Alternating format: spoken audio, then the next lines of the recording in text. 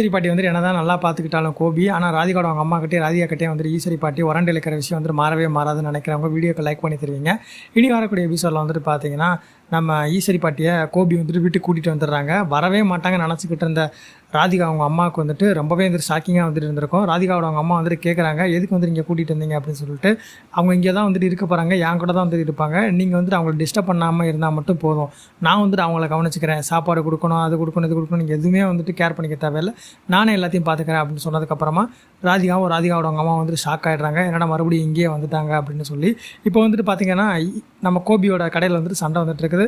என்ன அப்படின்னா செஃப் வந்துட்டு அடிக்கடி லீவ் போட்டுறாங்க அப்படின்னு சொல்லிட்டு சரியான டைமுக்கு வந்துட்டு டெலிவரி பண்ண முடியல, அது மட்டும் இல்லாமல் வேலையை வந்துட்டு சரியாக பார்த்துக்க முடியல அப்படின்ற மாதிரி செம்ம டென்ஷன் ஆகிட்டு இருக்காரு. இது கடையில் வந்துட்டு அவங்க அம்மாவையும் பார்த்துக்க வேண்டிய ஒரு சூழ்நிலை ஏற்படுது.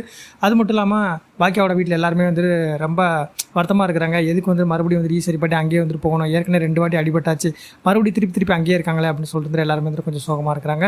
இன்னொரு பக்கம் வந்துட்டு பார்த்திங்க அப்படின்னா நம்ம பாக்கியா கடை பக்கத்துலேயே வந்து நம்ம பழனிசாமி வந்து கடை போட போகிறாங்க, கஃபே வந்துட்டு ஆரம்பிக்க போகிறாங்க.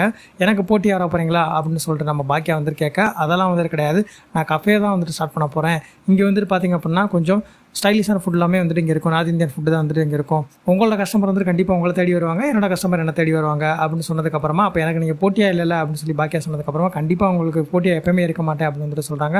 உங்களோட கருத்துக்கள் எது வந்தாலும் மறக்காம கண்டிப்பாக சொல்லி பண்ணிட்டு அடுத்த ஒரு ப்ரொமோட் அப்டேட் தெரிஞ்சுக்கப்பவே சப்ஸ்கிரைப் பண்ணுங்கள்.